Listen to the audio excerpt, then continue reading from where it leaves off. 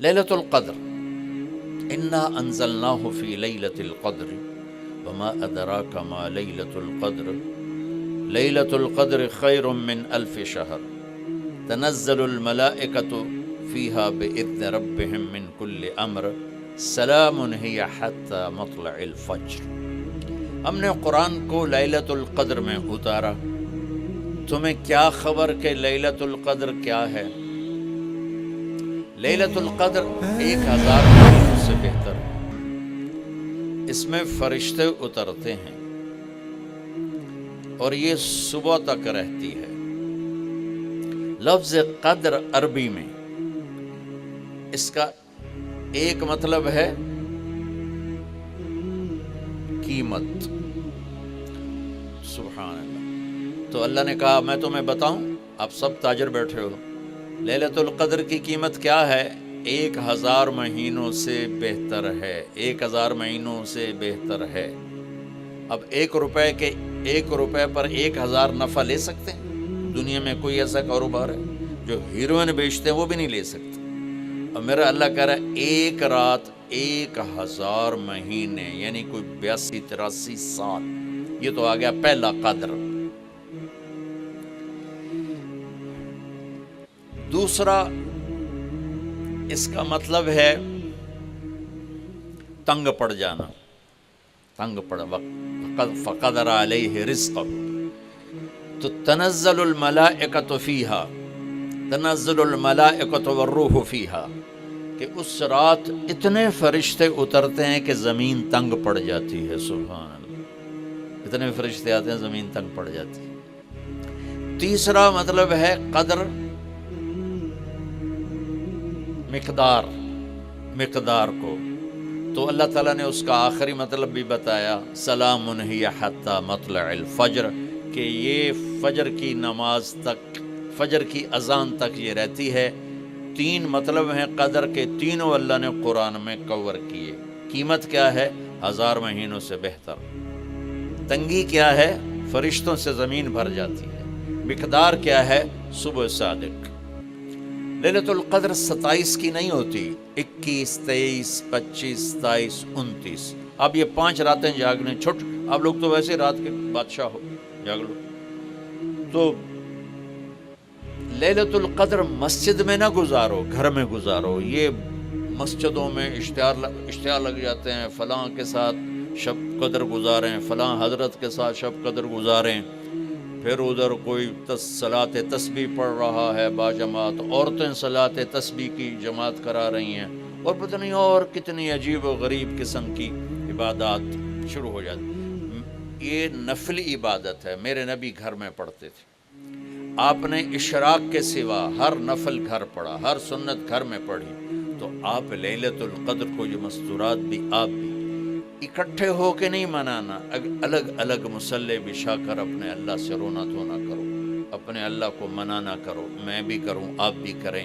نوافل کی، جیسے ابھی شب برات گزری تو اشتہار تھے، میں جا رہا تھا ادھر غلام آباد میں ایک جنازہ ہو گیا تھا، تو اشتہار فلاں حضرت کے ساتھ شب برات گزاریں، فلاں مسجد میں شب برات گزاریں، فلاں جگہ شب برات گزاریں۔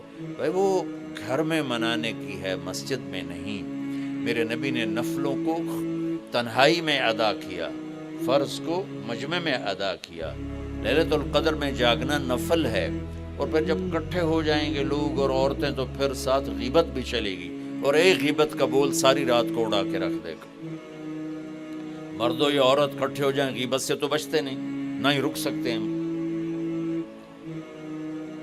سندھ سے ہم بائی روڈ آ رہے تھے، کراچی سے بائی روڈ جماعت تھی، تو وہ راستے میں بڑی غیبت کریں، نوجوان تھے سارے نئے نئے، میں چپ کر کے سنتا رہا۔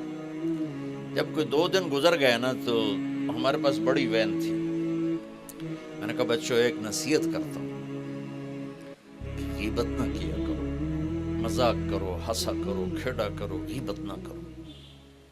تھوڑی سی میں نے اس پہ بات کی تو بڑے متاثر ہوئے، کہا جی ٹھیک ہے انشاءاللہ آئندہ بالکل نہیں کریں۔ کوئی آدھا گھنٹہ گاڑی میں سناٹا رہا، آدھے گھنٹے کے بعد ایک بولے مولانا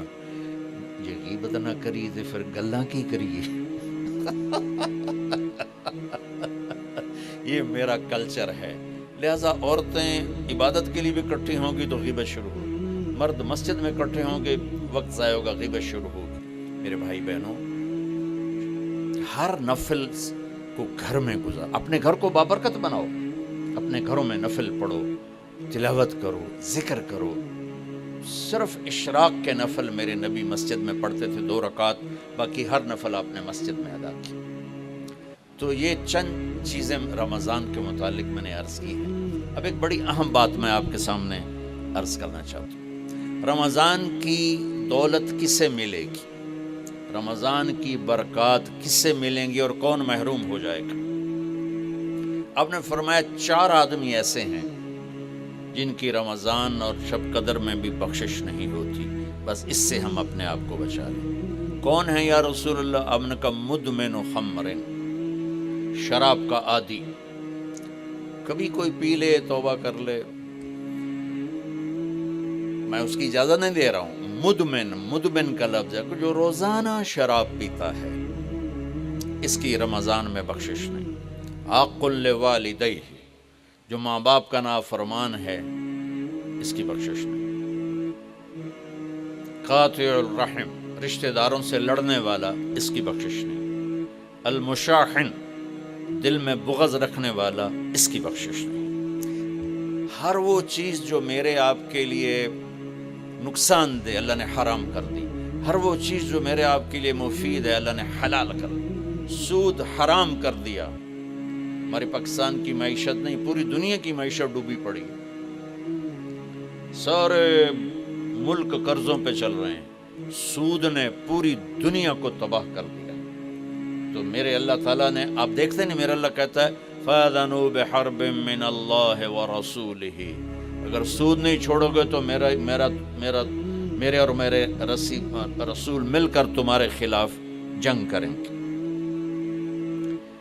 تو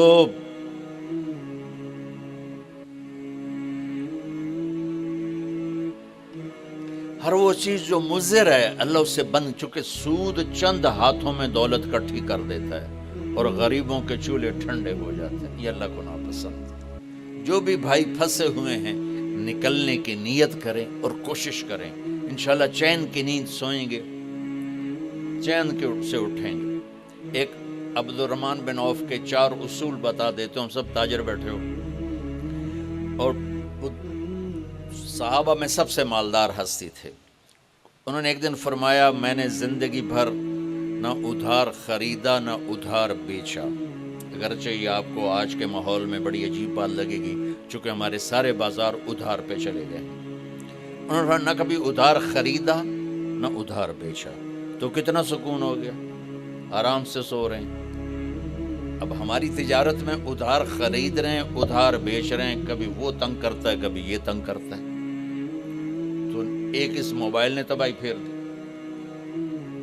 باقی کسر اس نے پوری کر دی. ٹوائلٹ بھی فون سن دے بیٹھے. کبھی سٹاک نہیں کیا مال کو، کبھی سٹاک نہیں کیا، جو ہی نفع ملا فوراً بیچ دیا.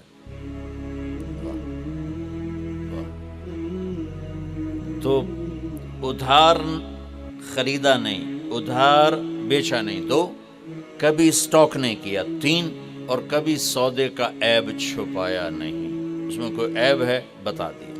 آپ اس پہ آ جائیں، آپ کو شروع میں مشکل ہوگی.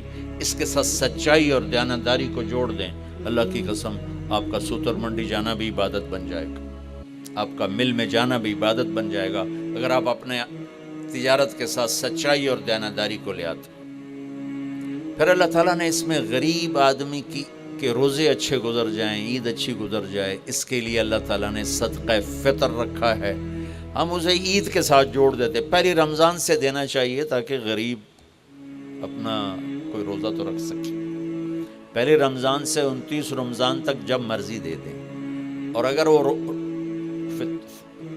فطرانہ ادا نہیں کرتا تو اس کے روزے اس کے سر کے اوپر سے بھی نہیں جاتے، وہیں کھڑے رہتے ہیں.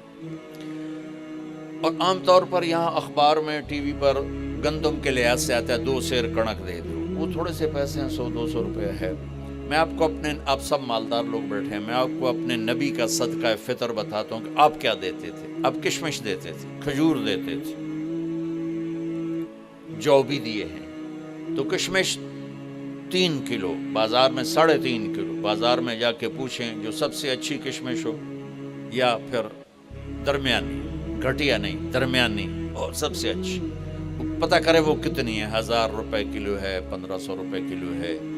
آپ کے گھر کے 4 افراد ہیں تو ایک گھر سے 6000 روپے غریب کو جائے گا. آج تو 6000 میں ایک ہفتہ نہیں گزرتا. تو اب سب سے عرض کرتا ہوں ویسے بھی خیرات کریں، افطاریاں کروائیں، اور صدقہ فطر کشمش کے حساب سے دیں. یہ آپ سب بھائی بہنوں کی خدمت میں گزارش ہے. اللہ نے آپ کو رزق دیا، خرچ کریں، یہی آپ کے ساتھ جائے گا، باقی سارا ادھر ہی رہ جائے گا.